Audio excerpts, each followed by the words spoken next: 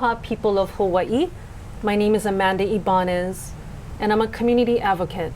I've been advocating for the community for approximately now, wow, going on 17 years. Time goes by fast. I used to say 15. It's actually 17. Shh. Also, who I have at the table here today is Lei Aloha Tumbaga. And Lei, you want to say a few things about yourself and who you are? Of course. So I am also a community advocate through being the current chair of the Kalihi Valley Neighborhood Board, number 16. Thank you so much, Lei, for being here. Also, to the very middle of us, we have Craig Woodward.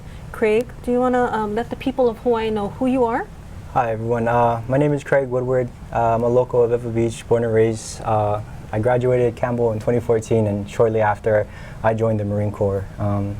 After a 4-year stint, I came back home, and ever since then, I became a firearm instructor. And my main goal and mission is to continue to teach and advocate for not only our civil rights with the Second Amendment, but also teach responsible gun ownership, because that's more important today than ever. Oh, thank you so much, Craig, for being here Thank to you. share your wisdom and your mana'o. There's a lot of conversations that are happening in the community and how guns are affecting our lives every single day. We see it on the news, people of Hawaii. We see it on the news. All the crime, all the violence, all the drugs, children having guns in their hands. Children as young as, 12 years old, having guns in their hands. But I'm pretty sure they're not getting it the right way. What do you think, people of Hawaii? What do you think? Especially, let's hear some examples here to bring this to the table for discussion. Even just recently, there's been some children as young, like what I mentioned, 12, 14 years old, having ghost guns. And I believe it's through the 3D printing. And that's been happening in Kalihi in some areas. And Lei, do you want to share some parts of what you know about this as well that is occurring in the Kalihi Valley area, if you know of any? Well, definitely there have been reports of gun violence. I didn't hear about the ghost guns part, but that does make sense that if it were ghost guns, it would be made from 3D printing. Like my friends have 3D printing, so Yeah. if anyone has access to it and makes one, it's very possible. Yeah, so there's been some violence, I believe. I've been hearing on the news, and anybody at home can Google this, like Camforth housing, in certain areas. And I don't want people to be ashamed or afraid to talk about such things, because this is affecting our entire community. Children that when they're shooting, they're not going through the proper process. They're children. There's a process to go into this, getting a gun, getting educated, and that's where Craig comes in today.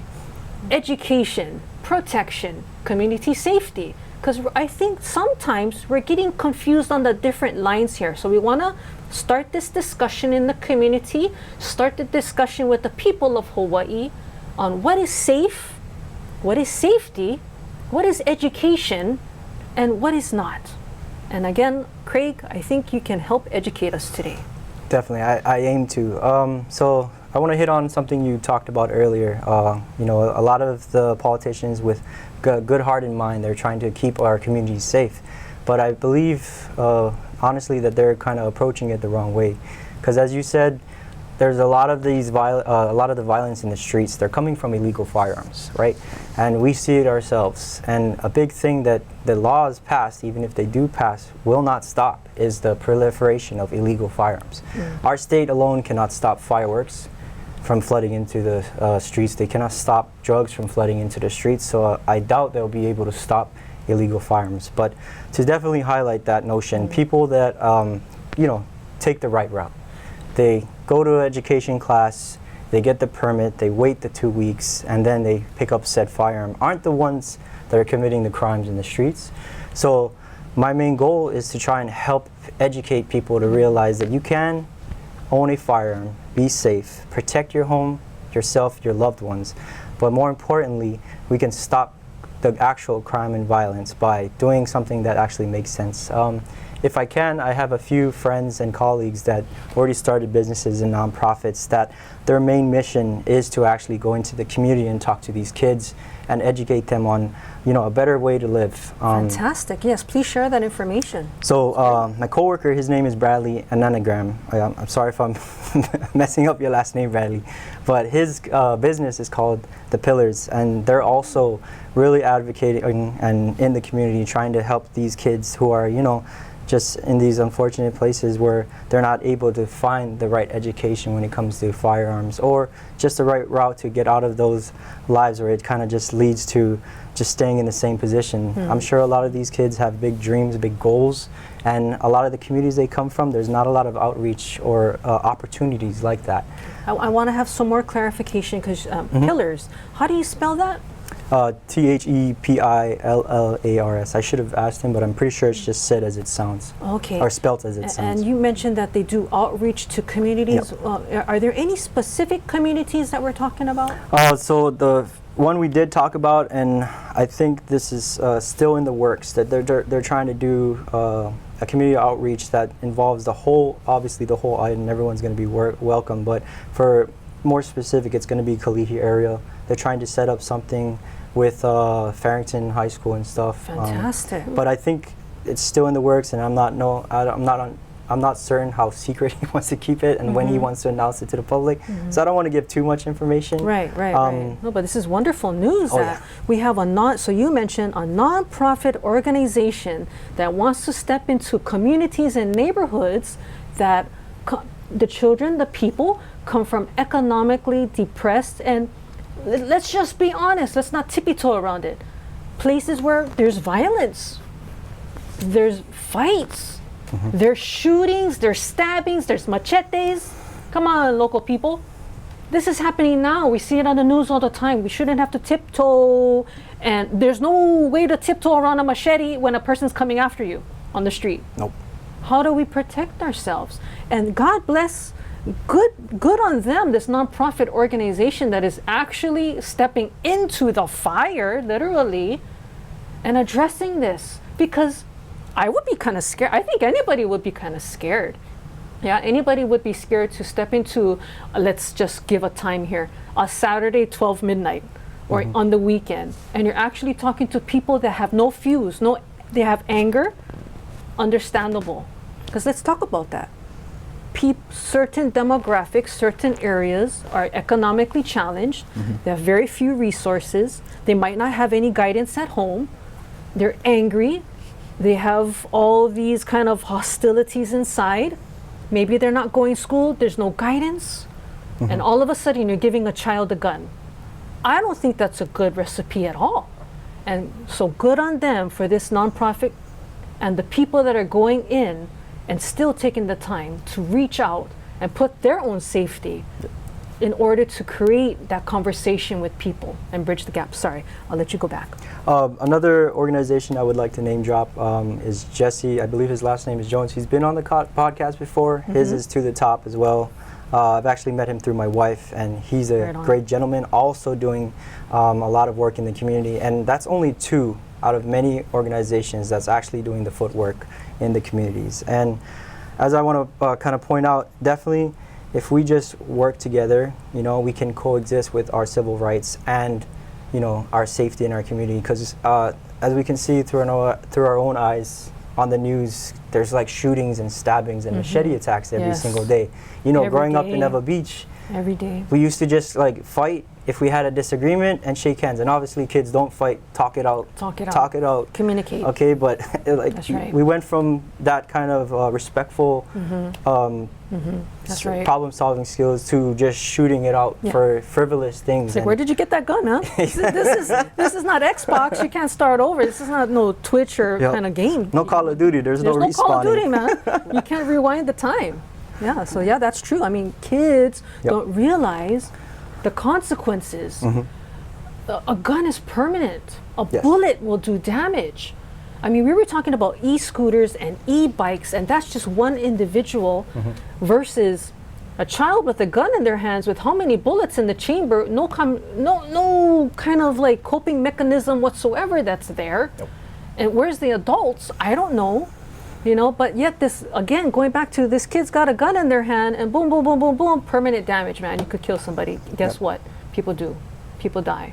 And I think it's a lot because, you know, these kids, they never have these conversations growing up. The parents or whatever who raises them, they're not familiarized with firearms, or they don't ever are around that sort of subject. So their education is probably like the worst type, Hollywood, music videos and stuff. And that kind of violence is glorified per se. So at least when I'm teaching class and when I'm at work at Firearms International, I see with my own eyes not only the reasons on why people get firearms, but the beautiful part of the community kind of educating not only themselves but the kids. Like I see parents bringing in their kids as young as 8 and maybe even younger, and they're kind of just showing them the real truth. And I think this is a quote from Spider-Man, you know, great power comes great responsibility. Absolutely. And if you instill that right. in them when they're younger, they will have a respect for a firearm. And that actually used to be a thing in our nation. We used to teach firearm responsibility or ownership responsibility at a young age, and then, you know, they grow up, they understand that this thing isn't a toy. It is super important because it is our Second Amendment, and you know, it's what we can use to safeguard ourselves. Because I wish this was a utopia, but we live in a society where there are bad individuals, bad characters, and you know, God forbid it ever happens. For the most part, you know, we live in Hawaii, one of the safest states. Supposed to be the safest. Changing now. That's another discussion in itself. Wow. Okay. Yeah. But if we can, I like to repeat this. A firearm is a very big responsibility to have, but is a great tool to have in any case of, you know, dangerous life or death situations. Because, you know, you can go learn boxing, you can do jiu-jitsu, you can do stuff like that, but against a person with a gun, against a person with a knife or a machete, you're kind of powerless. And to harp on that point, anybody that educates themselves, that becomes responsible and trains with their firearm, they will be able to protect themselves and their loved ones. Like, you can be able-bodied, you can be disabled, you can be young, you can be old, you can be 215 pounds of muscle, or you can be soaking wet 100 pounds. But it doesn't matter. If you educate yourself, you put in the time, you will be able to protect yourself and your loved ones, and for any reason that it might arise. And God forbid it does happen, but it's better to be, you know, prepared and have and not need than need and not have. Right. I wanted to highlight few points here, because you're not giving out guns from your establishment like candy. There has to be certain markers. Can you go over like the background and the age and the requirements, so the people of Hawaii knows it's not being given out like candy to the community? Who exactly is authorized to carry a firearm, and what are the ways to get authorized? So in the state of Hawaii, basically it starts at the age of 21. Once you become 21, you can then apply for your permit to acquire. But since January 2024, there is a new requirement as well to getting your permits to acquire. So first things first is be 21. Okay. Second is to complete a basic safety course at any local gun shop. For the majority of the gun shops on the island, they do offer those classes, which basically means we're educating you in proper ownership. So that entails safe handling, safe storage, safe transportation. So we kind of give the community the tools, and it can be new to firearms, or they've been seasoned. They'll usually walk away with something new that they learned. But basically, we give the community the tools to be able to be responsible gun owners. And then once you complete that class, basically, you can therefore get your permits to acquire. So basically, you're going to get an affidavit, which is like your golden ticket to go and get your permits to acquire at the local police station on Baratenia Street, the main police station. Main police station. Okay. So after you show up with that little affidavit, you can apply for two types of permits, pistol and long guns. And I don't know how in depth you want me to go, because it can get a little long, but once you actually apply for it first time, you realize it's not too bad. It could be better, but it's not too bad. But once you show up with your affidavit, you're going to fill out a bunch of forms, medical waiver forms, HIPAA waiver forms, background check. Background check. Yep, all of that. And then you're going to wait 2 weeks. So the police department is going to look into your background. They're going to look for people who, you know, had violent passes, domestic violence, crimes of violence, felonies. So if you're a felon or violence or you attempted murder on your record, are they going to give that person a gun? Nope. they're immediately flagged. I mean, you can't just show up to a store in a gun shop in Hawaii and just walk out the same day. That's not how it works here. Okay. We have safeguards to keep people from just purchasing a firearm and then leaving when they're obvious felons or criminals. Okay, so the police department does a full investigative background to make sure the right people and the right age, the right background. They look at every single thing about the person before you're authorized to purchase a gun? Correct. Okay, that's good to know. Okay. Okay. So you guys are not the ones giving out the guns to the kids that are 12 years old. It can depend because we're in a blue state like this, and I don't really care for red or blue. I just care for what works and what's common sense, right? I want our community to be safe. So, for example, in a blue state like Hawaii, there's a little bit more steps to exercising your inalienable God-given rights, like the Second Amendment. Right. Like you said, the police department is taking the big workload and the burden. Yeah. And we as the gun shops were the ones educating, and then therefore after they get the permits, giving the firearms to the community, the safe people. In a freer state, and it's the same database now, in a freer state, an individual would go to a gun shop, and sometimes it depends, you could be 18 or 21 depending on the state. Okay. But you would go to a gun shop, purchase said firearm, you fill out a form, and it's an 15 to 10 minute background check. Because again, this is all the same database. HPD is using the same database as every other police department. Okay. But they check your background check. It's quick as 15 minutes. They realize you're not a criminal, and then they let you go with your firearm. So I like that. They realize you're not a criminal. You're not part of the problem. Yeah, and especially if you've been owning firearms for so long, these type of steps become just more hurdles to get in to exercising your rights. And for some states, it actually becomes a paywall, in my opinion, because like we know some folks, they go through financial hard times and they want to protect themselves and their family, but firearms are not a cheap hobby. It's not a cheap hobby. Tool There's to some purchase. people that own rifles because they hunt. Yep. I know a lot of people that go into the different valleys and different areas on Oahu and on the outer islands, and they go hunting. And they can cut up their food, they can kill it, cut it, hunt it, bring it home, and they can feed a lot of people with that. Hunting is also what the people of Hawaii do. And I believe the rifle, you have to get authorized as well, right? Like you just don't walk out of the store. I like that. That looks like a tattoo. I'll get my tattoo. That looks good. I'm going to buy that. No. You just can't walk into your store and buy a rifle, right? Not at all, no. Okay. So is it the same process? So pistols and long guns are same process. The only difference is in the state of Hawaii, you have two types of permits. So you have a long gun permit and you have a pistol permit. So if you wanted to buy a long gun, you can purchase it, but you can't leave that day. That's when you have, like if you did all your classes already, that's when you would go to the police station, apply for that long gun permit, and then within 2 weeks after the cool down period ends, you can go back to the police station, pick up the permit, then go back to the gun shop and pick up your firearm after that waiting period.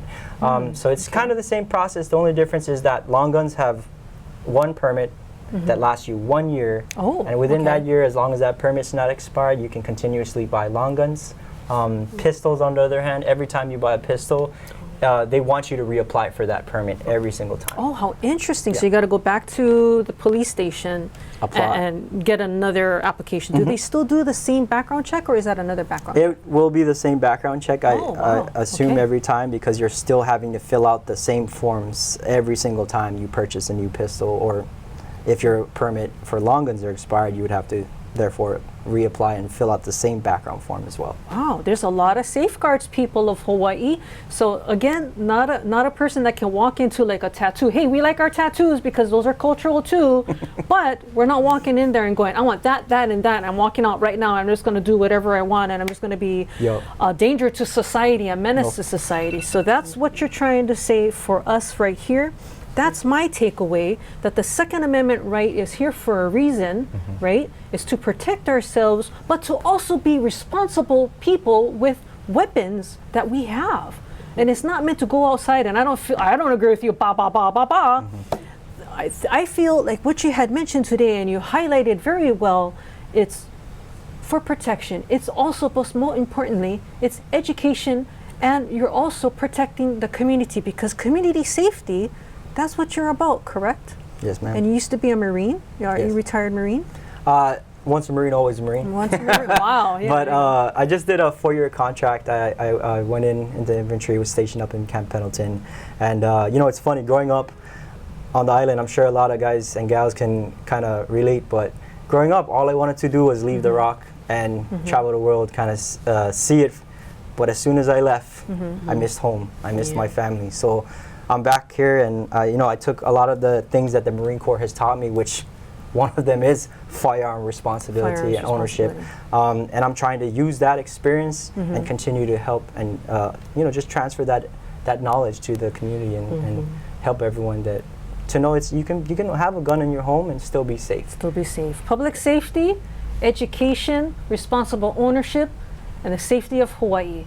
Thank you so much, everyone that is watching on Olelo. Education is power. Safety for the community is key. Thank you so much, and we'll see you again.